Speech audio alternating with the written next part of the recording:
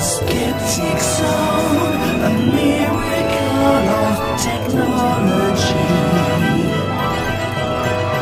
a universe of reason, the Skeptic Zone.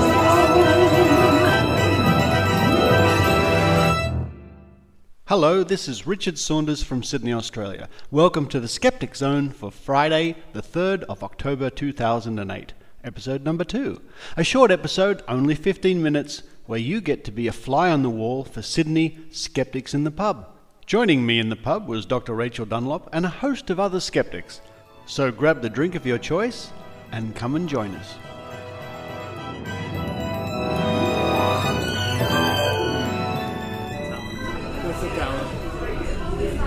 So, skeptics. Yeah, you ask us questions now. Okay then. What's so great about being a skeptic? Any other questions? What's the worst thing about being a skeptic? I don't think there's anything That's all right. bad What about about when people think you're a cynic or a skeptic? Yeah, but you get that all the time. Being called a meanie by kids is not good. it.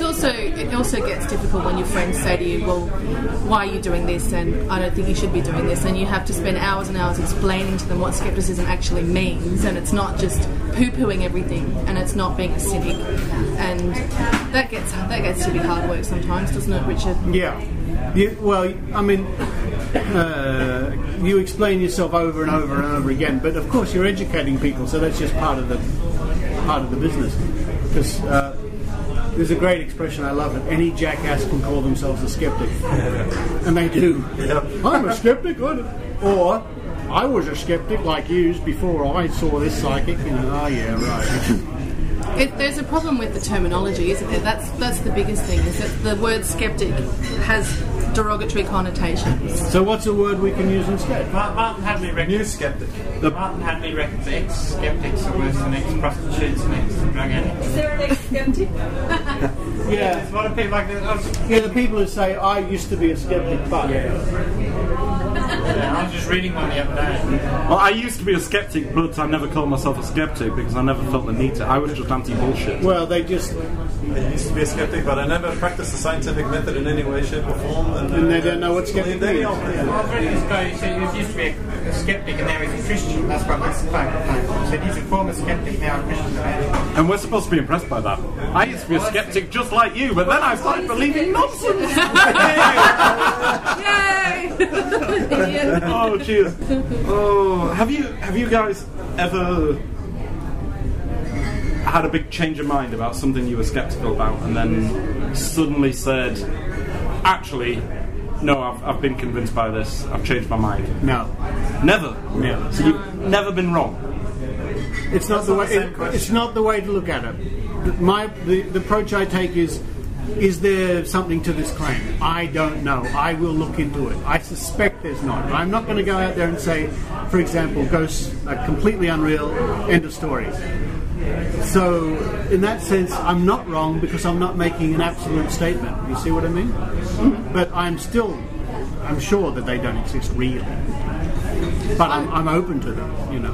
That's an interesting question, because just last week I blogged on the Penrith Panther, the Lithgow Panther, because Nathan Rees came out and said that he thought it might not be a myth after all. He was sent testimonials from 600 people saying that they had seen the Lithgow Panther, and so he said we maybe need to do some more research into this mythical creature. And so I blogged it, and so I did a lot of research to find out what really is going on. And I started to think halfway through that research that maybe there is a bloody panther, you know, because there was so much on the internet from people saying that they had photographs and they'd seen this and this, da-da-da-da. And in the end I put it down to pareidolia, I think, and because people have heard so much about it, it's got such a big reputation.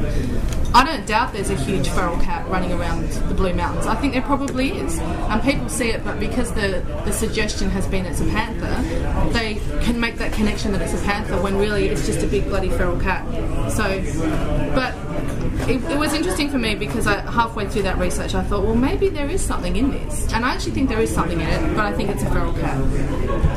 But I didn't change my mind. I don't believe in the Lithgow Panther. Were the photos convincing? The funny thing is, no. But I thought that might be no, but funny.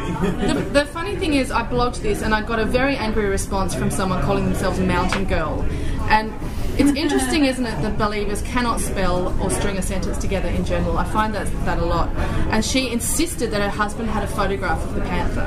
And she described an incident where he was driving to work on a morning when it was misty and he saw this big black animal and he stopped the car and he took a photograph.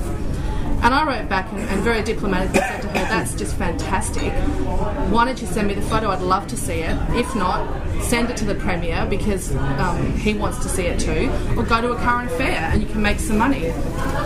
Heard nothing since from Mountain Girl. How strange. I don't know what the Premier's doing worrying about a stupid panther when the New South Wales economy is. I know, yeah. Have you been listening to the podcast, John? Because that's exactly what I said in the podcast. The public transport system doesn't work, and the economy's up the creek. Yeah. Did you hear about in the States that the policeman got called to a house to resolve a kitty cat problem? Mountain lion. So he wasn't told by his dispatch that he was actually turning up to deal with the mountain lion. He thought he was dealing with a feral cat. Oh no. But may I point out, it was not the Blue Mountains, it was America, where they actually have mountain lions. Do you think skepticism is booming at the moment? Yeah, like never before. I think that it's largely due to the internet, and it's groovy and sexy now. It really is. And the fact that people can Google or YouTube things like spoon bending, for example, and see how the bloody tricks work. Whereas before, when Geller was doing his shtick around the world, you couldn't do that.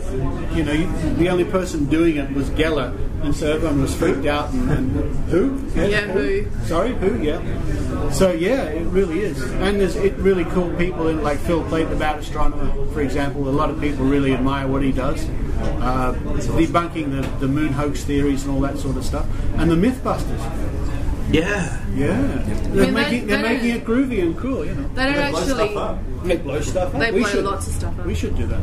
And they don't come out and say that they are skeptics, although they are. And Adam Savage, I don't know if you heard the interview Michael McRae did with Adam Savage, which was on All in the Mind on the ABC last Saturday. You can get that from the website, download the podcast. He doesn't publicly identify himself as a skeptic, and I guess maybe, but he is, clearly. Yeah. And I guess maybe that's because of some of the negative connotations that surround the word and the terminology. Possibly. Maybe. Possibly. But they are obviously skeptics, absolutely. Well, it's Mythbusters, isn't it? Well, yeah. He was at the last James Rand the Amazing Meeting, Adam Savage. Yeah. Talk about, so yeah. And Penn and Teller. Yeah. A lot of people like Penn and Teller. Are we allowed to say bullshit on the Skeptic Zone? It's our beat, but sorry. But yeah, they make skepticism sexy in a way, don't they? I mean, they have a lot of... in a way, they're a little bit gratuitous in their portrayal. A little bit. Okay, there are lots of female things that appear in their shows. And for no particular reason. Well, no, they're in there to make the show great, of course.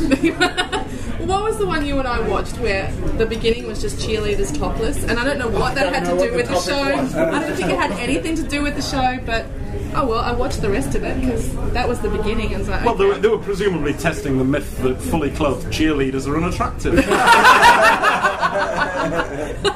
I think they debunked it quite successfully. That's the thing, you know, you've always got to do your experiments and you've got to do them at least 3 times. Otherwise you can't make any conclusions. At least 3 times. Otherwise you can't make any conclusions. Like when you're trying a new beer, for example. Yeah. Get completely hammered at least 3 times on the same beer. That's it. Then you know for sure. You're not sure you can get hammered on that beer. We demonstrated that quite effectively in the last think tank, didn't we? Nathan! We got 3 free beers. Yeah, we did. Yeah.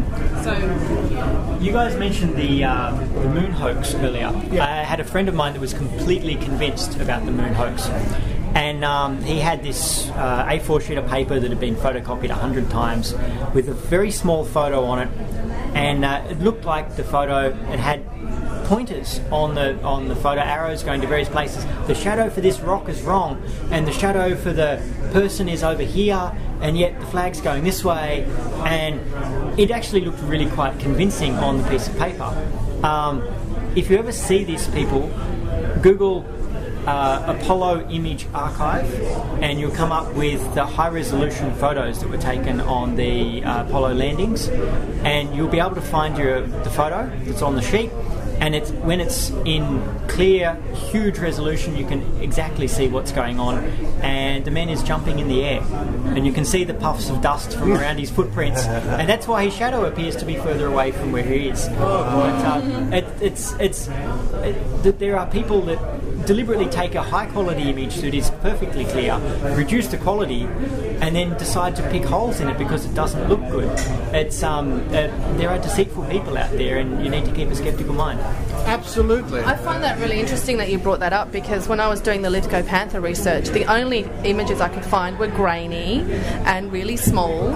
And anytime there's something like that, some sort of cryptozoology or UFO sighting, why are the images always grainy and out of focus? It's funny, isn't it? Why cheap cameras? UFOs. Why do people always see ghosts when it's dark? Yeah, I know. Yeah, you never see them clear as day, and I'm sure that dead spirits could. You ever watching The Goodies?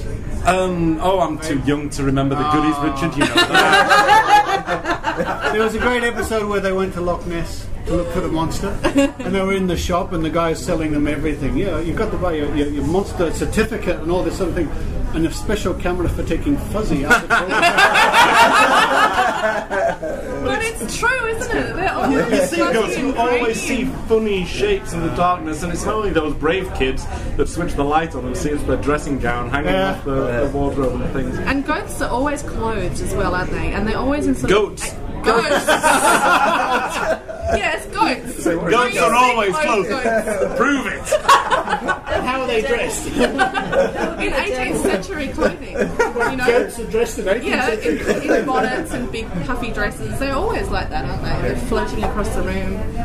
A goat in... Not a ghost. A ghost. You don't see... Rachel's really a skeptic, but the one thing she still believes is dressed goats. This is all You don't see ghosts wearing 1980s clothes, do you? That say choose life and infinity. Why don't you see those? There must have been heaps of people that died in the 80s. Those global hypercolour t-shirts. Yes! You know. Where are they? Yeah. You know, they change colour when When they you under the sweat, heat of your yeah. own. Ghost with a choose life There's a Photoshop challenge for someone, please. Wake me up before you go.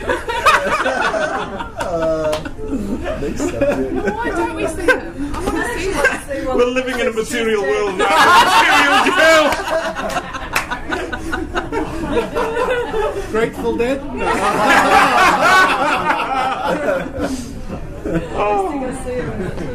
Hey, this podcast's brilliant, you know? I was sceptical, but... This is all you get. We might even make this a special. You know, we have our regular show. We'll have, like SGU have Premium content. Premium content. We can charge for it. Oh, Yeah. 5 cents at least. 5 cents. Oh, per word.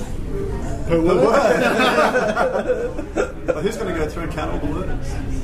For 5 cents a word, I would. I say you can get it for free if you promise to visit DaveTheHappySinger.com.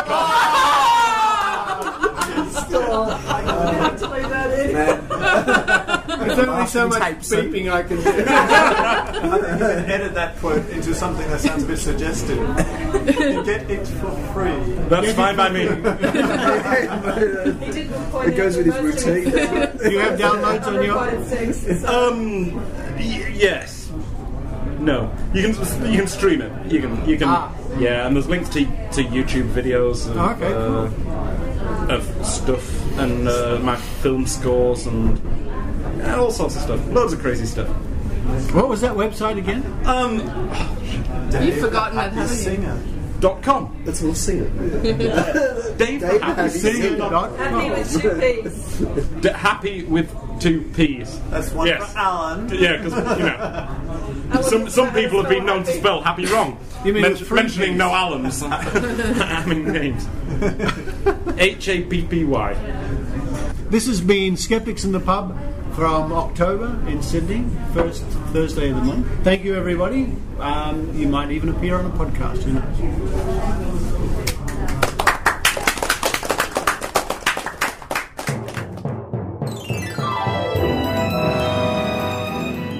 You've been listening to the Skeptic Zone. Visit our website at www.skepticzone.tv for comments, contacts, and extra video reports. The Skeptic Zone, a miracle of technology.